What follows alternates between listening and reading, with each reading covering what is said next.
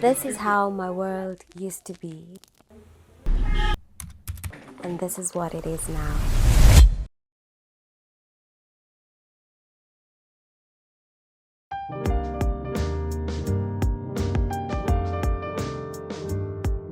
My name is Eve Kibai. I used to be a communication consultant, a film producer, and I was a business lady. I had an online shop for selling lingerie. It was called Eden Lingerie. And up until about June, I was still selling. And I think COVID happened in 2020 and everything just went into disarray. But at that point, between March and June, my business started picking up, and I thought, whoa, finally things are looking up.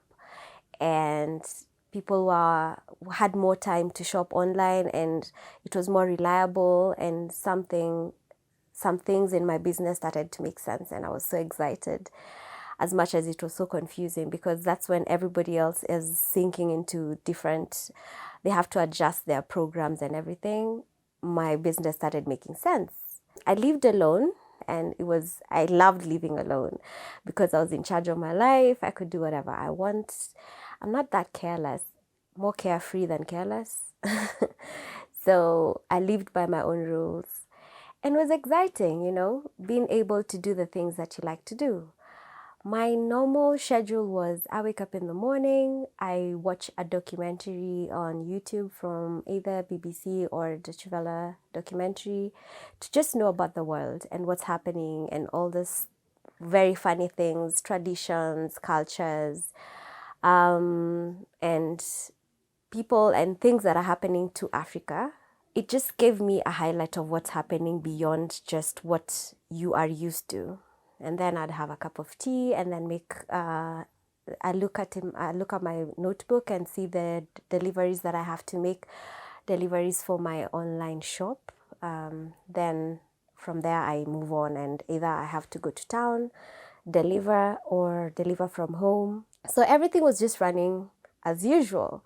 The same complaints of, the economy is bad. I've still not made it to where I needed to be. I still feel like I'm lagging behind. I don't have enough money. Now there's COVID, I can't move around. Just the normal complaints, and you get so used to it, complaining and not understanding that, it could be worse, but it's better. But somehow, I think for me, COVID kind of made me have a sort of like consistent schedule. So I was able to make it very consistent, because before everything was either one week you go without any sales, then another week you have 4 sales, then another week you have 3, then another week you have none. So it was never here or there. But once COVID hit and everyone was at home, it was easier for me to even make a proper schedule. So I never used to deliver every day. I would deliver on some days, and some days I would now do my own kind of thing. I love traveling, and at that point, I think around May or April, I started thinking of renewing my passport, because, well, they say that we have to have the blue passport, the East African passport, and that's something I was looking forward to doing. But at that point, I didn't have money, and I was trying to make money to do that and also pay the other bills. So I cannot put a finger on exactly when things in my body started to change, because they were happening at different times. I was having headaches, and I think the headaches became very intense between, let's say, April. I'd get one day, I'd go to town and I'm doing my errands, and then I'd get a very, very piercing headache. So I'd stop and I'm like, I need to go home. And it would happen like this week, then another week. It was not consistent. It was not today, tomorrow. It's today, I go home, I take a nap, I wake up, I'm feeling better. And then I had irritations with my eyes. Like, I hated the light on my phone. So when I'm in the house, I used to find the light on my phone too bright. So I'd reduce it to 0.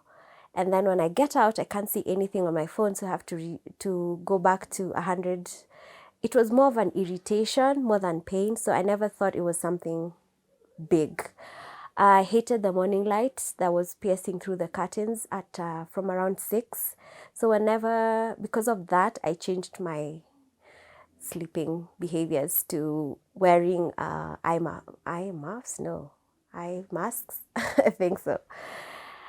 Yeah, so small light irritations, they were not a big deal, and I wouldn't go out of the house without wearing sunglasses. It was just something I always had to do because I felt like the sun was disturbing me. When I think about it, it's funny because, they're just small things that were happening at different periods, and I never put them together as one major thing. Also, I was starting to get uncomfortable with myself. Like I could never sit down still for a long time because my body kept feeling tired. When I sit in a certain way, I'm like, no. So when I'm in my house alone, I'd change sofas. I'd start from one sofa on the left. And I'm like, nah, I don't think I'm comfortable. To the next sofa, to the next. I think I changed position like 15 times in 1 week or 2 weeks. But I used to keep changing. Like today I'll sit on this seat, the other day I'll sit on another seat, the other day I'll sit on another seat. Sometimes I'd sit on the floor. And then and mostly it was when I was doing my binge watching of series. I loved watching TV series. I was following so many back to back, and some of them I'd start from the beginning. I was a fan of Grey's Anatomy. I was a fan of Vikings. I was a fan of New Amsterdam. There were so many others. I cannot remember all of them. But I remember finishing Suits, which was a very good thing for me. So yeah, that was my habit. Watching TV series, watching movies, watching documentaries, and reading books, novels. Some are thrillers, some are romantics, because I think a big part of me is a hopeless romantic, but I don't know about the rest. I'm also a cynic. Yeah, so around June, I started feeling really tired. So I thought maybe it's because of all the work that I've been doing and the walking that I've been doing. Because when COVID hit, I had to start walking from where I lived in Kasarani to Roysambu to just ease in the transport fee. And in town, you have to walk around town from where from Tomboya all the way to GPO to deliver, because all the Ndudhis were coming from, you could only order an Uber or a Bolt or whatever from GPO, the other side of Uhuru Park, just right at the roundabout. So the walking, the busybody, I thought that was why I was getting tired. And then also sleeping became hard. Like I'd sleep, but I started becoming insomniac.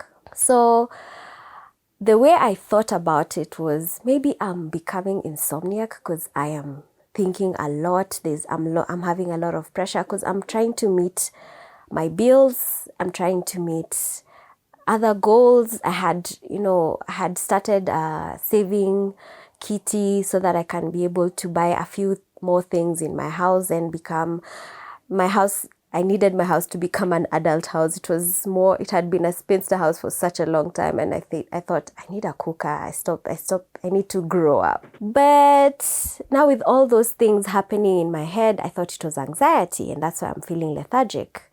And then I was uncomfortable. When I sleep on the right, I'm uncomfortable. I sleep on the left. I sleep looking up. I sleep looking down. Every angle was just getting more and more uncomfortable. And then I'd wake up with a stiff neck from around May. I would wake up with a stiff neck. Then 2 days later, it's gone. Then the next week, it comes back again. Then it's gone. So I was like, something is going on with my body, but I cannot exactly put a finger on it because it's not a consistent ache. It feels like uncomfortability. It's not pain, it's uncomfortable. You're just uncomfortable. And I kept telling some of my friends, I just feel uncomfortable in my own body. I feel like I need to get out of my body, wash it, hang it on the lines, and for it to just decide what it wants, then I can come back. So now around June 5th is when I had the like that was the headaches of all headaches.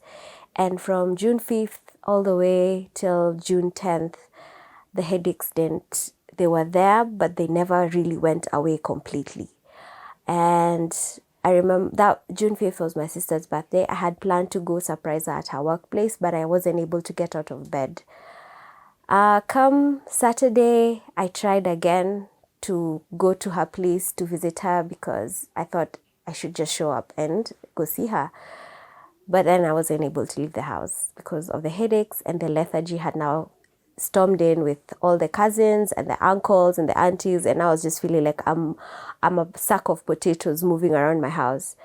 So Sunday, I said, enough is enough. I took a shower very early in the morning, and I started preparing myself psychologically, mentally, physically to just leave the house and go see her.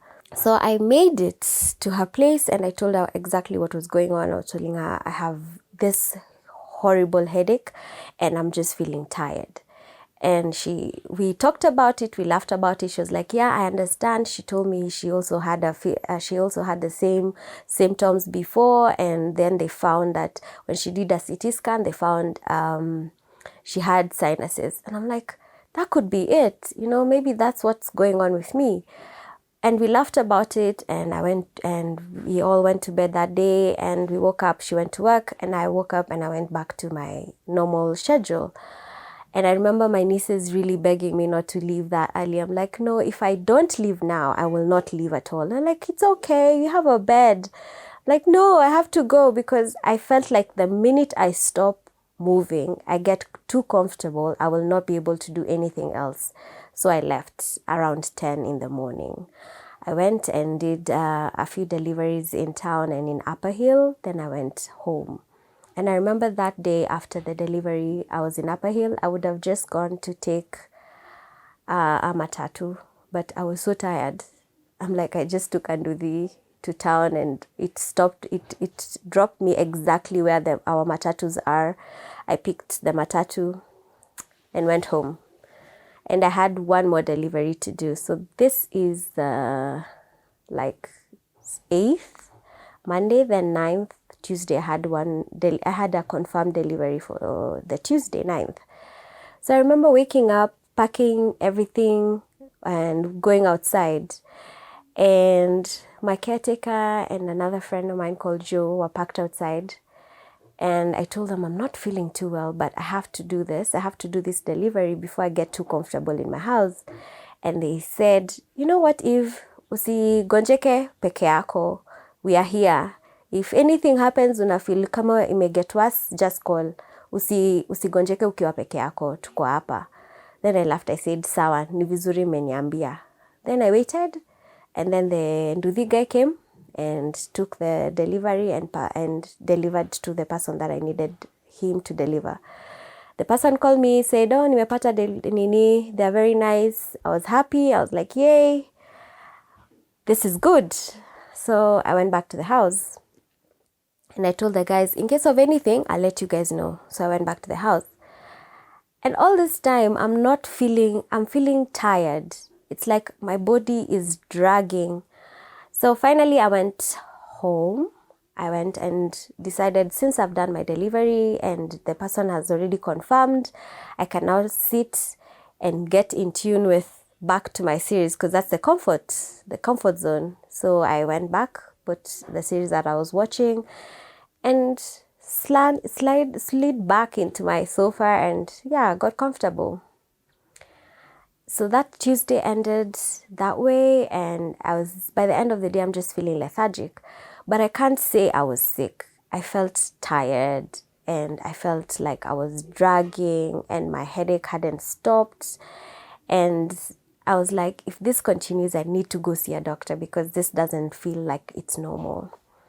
So I wake up Wednesday. I also had a delivery to make on Wednesday in Mombasa Road. And I wake up, I find it's 7. And I'm like, let me sleep for 1 more hour. Then it got to 8. I'm like, let me sleep for 1 more hour. I don't feel nice. I don't feel like I was, in my head, I'm moving, but I haven't moved an inch. Then it got to 10, it got to 11. I was like, nah, I don't think I'm doing anything today. So I called, and told the person I don't think I'll be able to deliver today. I'm not feeling too well. Let me try again tomorrow. So finally, when I did that, I woke up, I tried to have breakfast. I had some Weetabix. I forced it down my throat because every time I was trying to eat, it felt like it was going to come out immediately. But I finally made it and I went back to bed. Now, let's say between 11 and 3, I tried sleeping, but I was literally I was trying to get a comfort zone, and I went round and round my bed. I slept sideways, I slept upside down, I slept in all directions. It was just not making sense. Then from around 3, I got really, really, really hungry, but I was so weak and I was so tired, and my headache had just blossomed into something else. So I was tired and I'm just thinking, I don't think I can do it. I feel like the kitchen is all the way in Canada and it's just right there. So I got very weak and finally I made it. I made some noodle soup. I ate the soup, but I didn't take the noodles. They couldn't go down my throat. So now between 3 and 6, I was in and out of consciousness. Like I went back to bed and then I felt like I was in and out of consciousness. Because when I slip into unconsciousness, I feel like I've left the house. I've actually now gone to hospital. But when I wake up, I'm in the same position I was in before. And I'm like, I thought I was already in hospital. But then that's how my brain is working. It's telling me I've moved, I made progress. But then when I wake up, I'm in the same position I was in before. And it went on until 7 when I finally slapped myself out of it. I'm like, Eve, you've been doing this for like 4 hours and you haven't moved. You actually haven't moved. Like I'm trying to talk myself into reality. And then I realized if I continue like this, I could actually die. So at that 7 o'clock, I realized it was curfew. Curfew had already, it was already curfew time. So I called Joe, the one of the guys who was outside the day before, who told me I could call. So I called him because he runs an Uber, and I asked him, what time do you start work tomorrow? He said, I start work at 6. I'm like, can you come pick me up before 6, take me to hospital? He's like, why should I take you tomorrow? Why can't I take you today? I'm like, because curfew. He's like, if you're sick, curfew doesn't matter. We have to go to hospital. I'm like, I'm not even sure if I can get to my door. Then like, okay, fine, I'll be there in 5 minutes. So he came, and because he had links to the caretaker, he was like, if you don't make it to the gate, I'll call him and we'll come get you at the door. So I made it to the gate. And then we got into the car and I was taken to St. Francis. It's in Kasarani. The whole process took a whole 2 hours. Then finally I got medication. I was told I had bacterial infection. So I went back home. I'm like, oh, well, if it's bacterial infection, in 5 days I'll be good and I'll be back in business. So I went home. I took the drugs. I went to sleep. I actually did not sleep. I tossed, I turned, I tossed, I turned. And I had painkillers in the mix, but they didn't work. It felt like I was just drinking some very disgusting water, because it's the tablet you put in water and it dissolves. That was Wednesday, 10th. Thursday, I wake up, I have tonsils. I'm like, wait, I'm on medication. How am I getting worse? But I was like, maybe it had already manifested. So let me just wait and see how the drugs kick in. That's where Thursday, my friends came. I called one of my friends. I told her, you remember when I was telling you I'm feeling like I have anxiety and I've become very lazy and I'm not doing things. I feel like my body is just tired and it doesn't know what it wants. I'm actually sick. I have bacterial infection. And she said, let me come. I'll see you in the next 2 hours. So she came. We hung out the day. She brought so many fruits. She brought other packs of noodles. She said, I don't believe you eat noodles. I don't even know how you're eating these things. These things are disgusting, but because you're sick and you need them, I will bring them for you. So my house was full of food. She said, I don't want to hear you didn't take food because you didn't have time to cook. At least there are fruits. You can take them on instant. So that went on. And that was Thursday. Friday, I wake up and I open my eyes and my eyes are blurry. I'm like, no, this is a dream. So I closed my eyes, I went back to bed. And then I slept for like an hour. I woke up again, opened my eyes, and they're still blurry. I'm like, no, no, no, no, no, no. So I went back to bed. And then my sister called me and we talked. I told her I'm fine, I'm feeling better, the tonsils are gone and everything is better. Then I woke up and opened my eyes and they were still blurry. And then I broke down. And my mom called me during that time and I was breaking down and she said, I'm coming. She lives in Kajiado with my grandmother. So she said she's coming. And I'm like, where are you coming to? And I don't even know what's going on with my body. So the headaches didn't stop. I never got to sleep entirely because I was very uncomfortable. From my shoulders, my neck was very stiff and my headache was pounding. So that went on till, like, I went in and out trying to change painkillers until finally on the 17th when I went to Kenyatta to find out exactly what was wrong with me.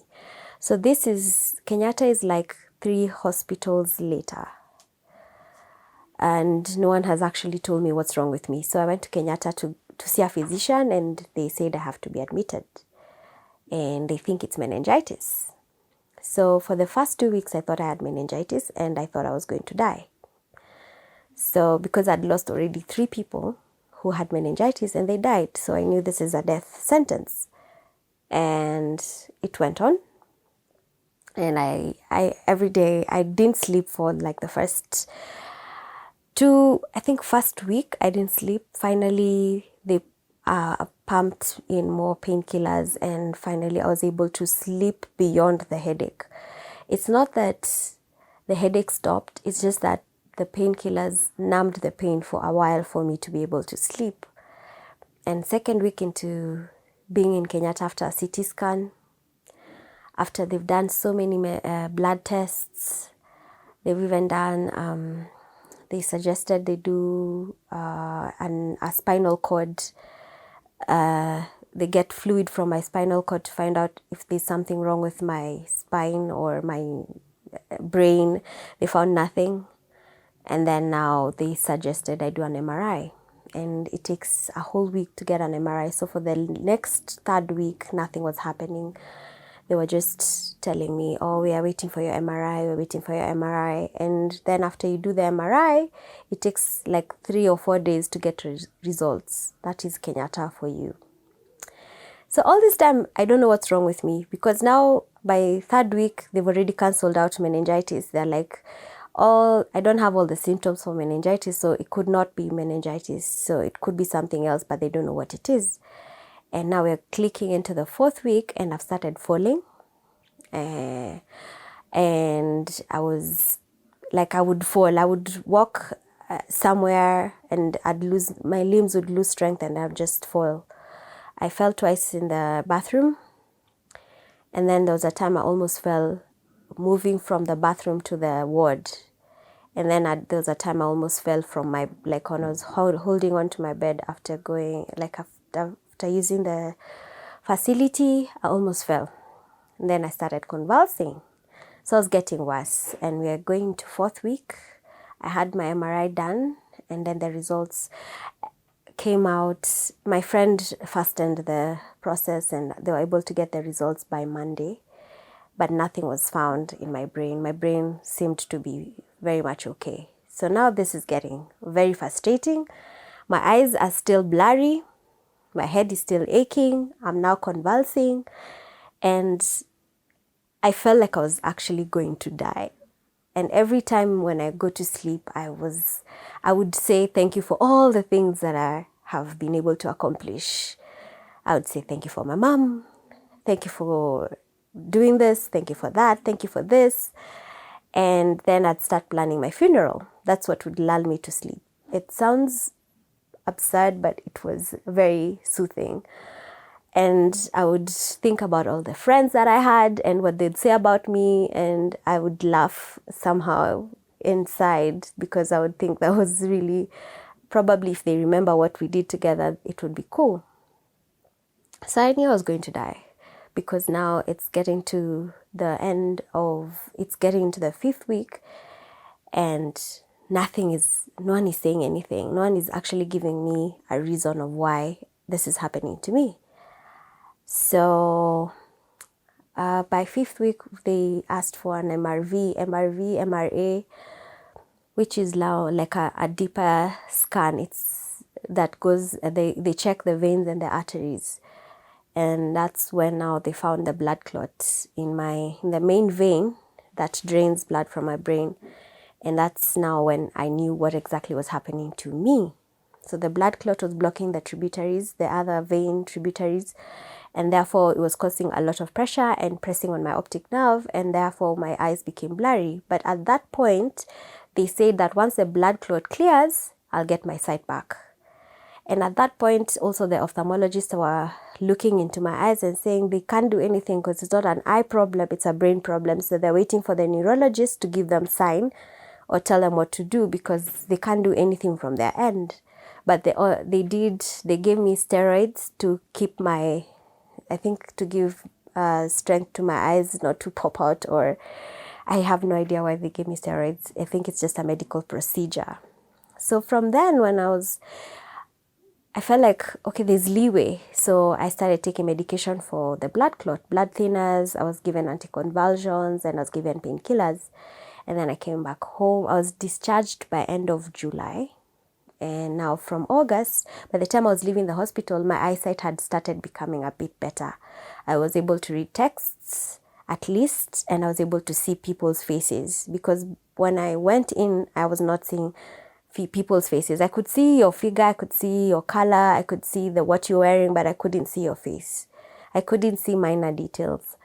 So when I was leaving the hospital, I could see minor details. At least I could see your face, I could see your figure, I could see what color of clothes you're wearing. Some clothes I wouldn't see, some colors just never, I wouldn't know if it's maroon, red or pink, but I would just know it's in that range. So August started with me coming to my sister's place and living there for at least 2 weeks so that they can monitor how I cope with the drugs. And because then there was a point I actually lost mobility. I was unable to leave the bed due to the convulsions. And I'll give a brief explanation of what happens when you're convulsing in my account. It's like electricity passing over, and it's waves of electricity going up and down in the whole system. But my mental brain was okay. I could think, I could yell, I could scream, I could do everything. I was very aware of my surrounding, but I was not in control of the rest of my body. So it's like from the neck all the way to my legs, to the feet, I'm not in control of it. So they move involuntarily, and you feel the electricity going in and out, in and out. It's like it goes, you can feel it, and your body is jerking, and you lose breath. You feel like someone is strangling you from the neck. So you feel like someone is pushing you inside the bed and the mattress, and you're sinking. And all these things are happening at the same time. So after the convulsion, I feel weaker. So it's like some of the nerves loosen and they stop functioning as they used to. So with time, I started losing, like, I could not hold a plate. I could not wake up. I could not stay stable. I was not able to walk. I had to be held. I could not be able to get out of the bed on my own. I became very wobbly. So by the time I'm going home in August, I didn't go to my place. I went to my sister's place and I stayed there for like 2 weeks. And by that time, at least I started regaining my mobility. I could hold a plate. I could, do things here and there. So I started gaining, and that was like a plus. From thinking you're going to die to losing your mobility, to losing so many things that seemed very normal like a few months ago. And now it's something you're praying that it doesn't go. You're like, I'm already losing. I feel like I've lost part of my eyesight and I'm losing my mobility. I can't believe that I have to be taken to the loo all the time. Someone has to hold my food and feed me like a child. Someone has to hold me straight for me to sit like this, because I could not sit the way I'm seated right now. I had to be held by my shoulders and my back so that I could sit up straight. So when I'm feeding, they used to put me on a wheelchair so that I'm at a right angle so that they can feed me. So this is August. Regaining all this was kind of, wow, I'm able to do this. Wow, even breathing was a problem. There are times it feels like they're very minute convulsions. It's not even a convulsion. It's like a beginning because you feel like you're being choked for like a second or two, and then you release, and then you're like, okay, I can breathe. When you walk for a few meters, my heart starts thudding and I'm unable, I have to stop. I'm like, wait. So I have to stop and take in breaths and then start moving again. So yeah, that happened, but I was getting a bit better, and my sight I was seeing faces. I think that was the most happiest moment. I was seeing faces. I could see who this is and who that is, and that made me feel like there's progress. I am making progress. I'm actually going to get better. So September comes in, and the first week I realized my house is getting darker. So I'm like, wait, is it because the sun doesn't rise up, or what is going on? This house has become very dark. So I thought it was because maybe I'm staying in the house too much. So I started getting out. But it kept getting darker. And when I went for my visit to the neurologist, because I had made appointments for every month, he told me I need to check with an ophthalmologist. So now I have to look for another specialist. And trust me, I think because I've never been a sickling, and this is the first time I'm in this position, I don't know where to look. And okay, come September, because in August, I thought I was getting better. So when September came in, I told my mom we can go back to my place and she can go home. She can go back to take care of my grandmother. So I thought I was getting better and I could manage myself. I knew what my medication, I could cook for myself. I was getting my energy back. Then now September comes in and it started getting dark. I thought, maybe it's just, I've been cooked up in the house for too long. So I started going out for walks, small, short walks, or sitting outside where the shops were right down the flats where I used to live. So I'd go sit at those shops. And then I'm being told I have to look for an ophthalmologist. I have no idea where to start. So the first thing I thought of is, let me look for an ophthalmologist the same place I'm seeing my neurologist. My neurologist is in Kenyatta, but I see him from the private side. So I asked the lady who helped me get the neurologist to help me get an ophthalmologist. But when I was given her number and I kept calling, she wasn't responding. So I'm like, what am I supposed to do now? So I thought, well, let me go to Lions, because that's where I know most people go when they have eye problems. So I go to Lions. I went with my younger sister called Sally. And we go there and we do the whole process. We see a clinical officer. He takes me through the whole process of pressure. It's a whole long process, reading and everything. And then finally he says, I can't see anything wrong with your eyes, but I need to consult with my friend, my colleague. So I'll send you to a retina specialist for him to tell me what he's seen from his end. Then he'll let me know so I can give you a diagnosis. I'm like, okay. I go see the retina specialist, and I didn't carry my scans because I didn't think it was a problem. Like, I didn't think of the scans. I just thought I needed to go see a doctor who will tell me exactly what's wrong with me. So we get there and he asked me where are my scans. I'm like, I didn't carry them because I didn't think it was necessary. He said, well, it's necessary. And since you've not carried them, I don't think I can tell you anything. I'm like, okay, just give me one. I asked, so can you just tell me if this is going to change? Like, this whole process of me losing my sight partially, is it going to get better or is it getting worse, or what is going on? Then he said, how did this come about? I told him it's because of a blood clot in my brain. Then he said, that is already done, damage already done. There's nothing that can be done about it. I'm like, what? Yeah, it's like collateral damage. It happened. there's nothing we can do about it. We can't switch it back. So I'm thinking, what? What do you mean? Are you just trying to tell me that, wait, what? And it took 2 minutes. I saw that guy for 2 minutes. And in those 2 minutes, I knew I was not going to get my sight again. And I asked him, is it going to get worse? And he said, the damage is already done. It can't be rectified, and that's it. So I knew this is it. This is my life now. So that was the first time someone actually told me that to my face. And he said it so bluntly, I didn't know what to do with that information. So we got back. I got out with my sister. She held my hand. I think I cried at the reception as I was. Then the nurse lady told me, come back with your scans so that we can be able to give you an extensive report. I'm like, okay, thank you. So when I went out, I told my sister, why the hell would I go back to see that guy who's just told me bluntly the end result? What else do I want to hear from him? You know, it's like someone has already told you you're going to die, and then you're going back with scans for him to prove that you're going to die. I'm like, nah. So I had to look for another ophthalmologist to just get it straight exactly what's going on. So the next time I tried the lady again, the other lady that I was referred to by the nurse in Kenyatta, and I was able to get through to her the following week. So this is like the 3rd week of September. I saw my neurologist in the first week.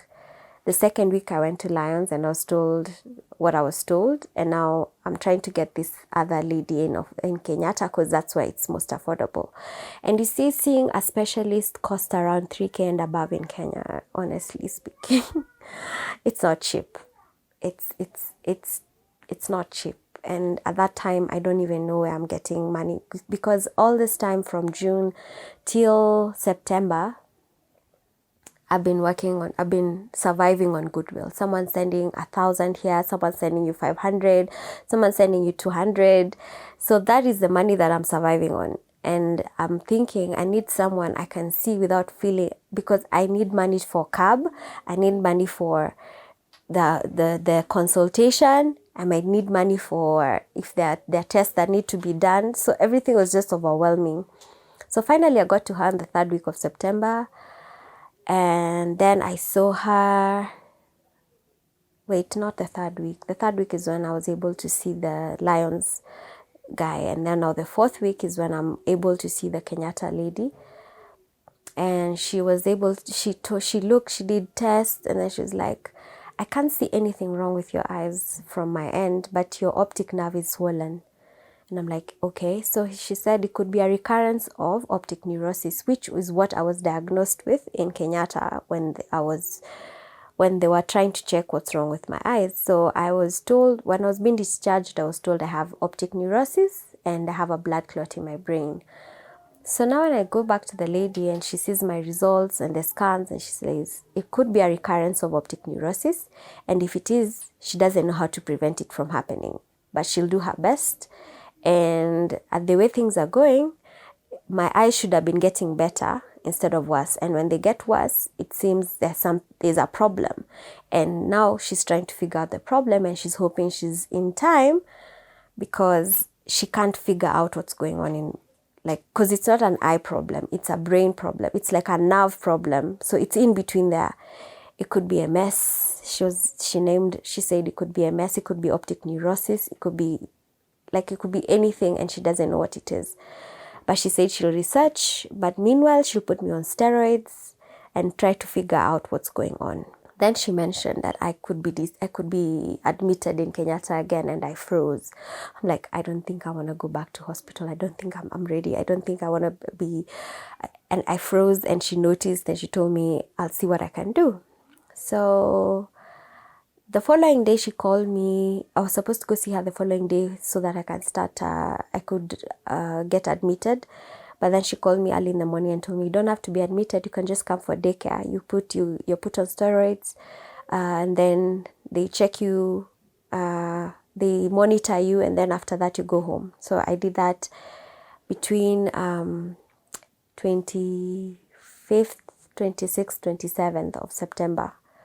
So 27th was Sunday. That was the last time I got the last dose of steroids I got. So Monday was supposed to be the checkup to see if the steroids worked. And at this point in September, between the 1st and now the 27th, things are getting darker and darker and darker.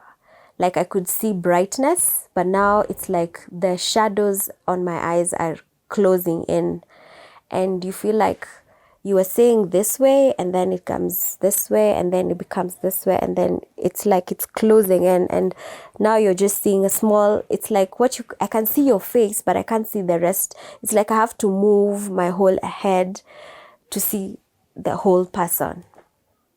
So Monday, we called her in the morning and she says, we wanted to confirm where we are meeting her, and she says, no, you don't have to come see me. I've talked to a neurosurgeon and I think you need to talk to him. He's based in Kenyatta University Referral Hospital, and he'll advise you. We've already talked with him and your neurologist, and he will be able to advise you. So I called the neurosurgeon and he says, he asked me a few questions. When did you start feeling this way? How long have you been in this position? And then he told me, please come ready for admission. I'm freezing. Again, I'm like, wait, admission? What? My mom is seated there. She's like, I thought we were just going to see a doctor. I'm like, well, I've been told we're going to see a doctor. And he said we should have 20K in cash to be seen, like, so that we can be able to get admitted and everything. I'm like, why do we need 20K? I don't know. Anyway, at that point in time, I don't even know if I have money or not. But luckily, I did have money. Some few friends sent me some money the previous day. So I was able to get admitted into KU, and he said that the issue with my eyes was there was a lot of pressure coming from my brain, and it was pressing on my optic nerve. Therefore, they'll put in a shunt in my brain to reduce the pressure so that the optic nerve can now be free. And hopingly, everything will turn out well, because if the pressure is out, the optic nerve will be free and it will be able to breathe, and therefore if they'll be able to save my eyesight if the fibers on the optic nerve are not fully destroyed. So I stayed there for 1.5 weeks. The surgery was done, the shunt was put, but between Monday and Friday, because I was admitted on Monday and Friday, by Friday I was seeing only one eye of someone's body. Like I said, my eyesight was closing in. So Monday I could see your whole face.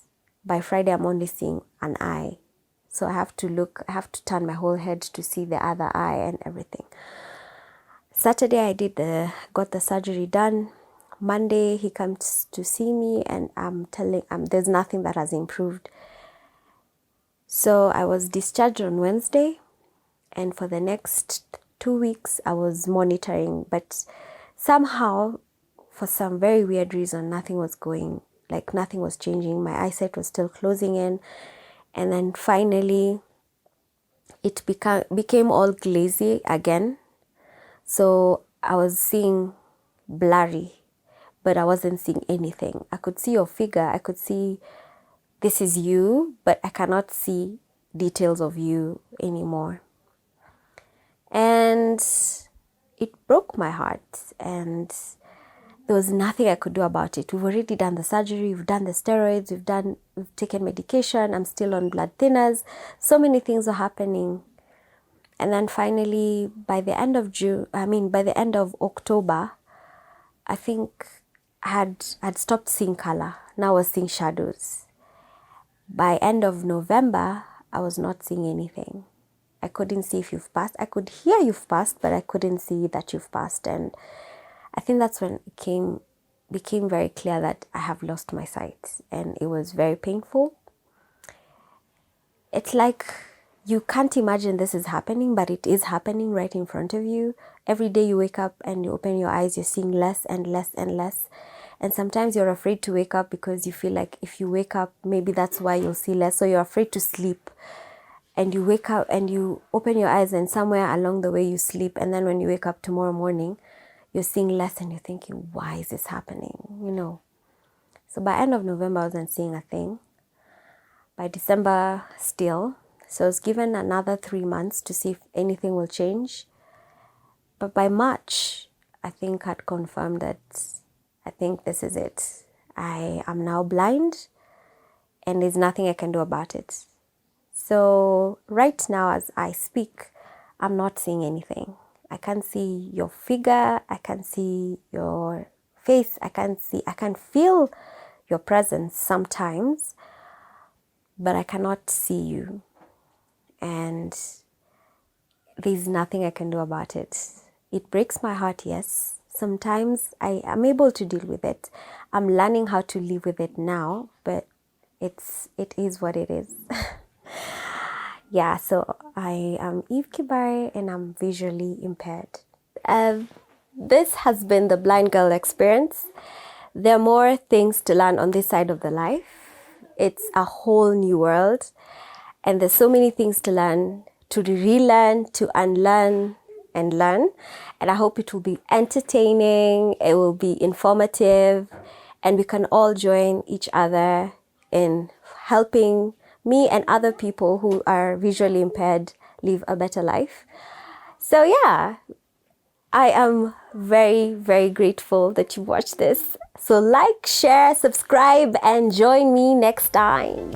Bye!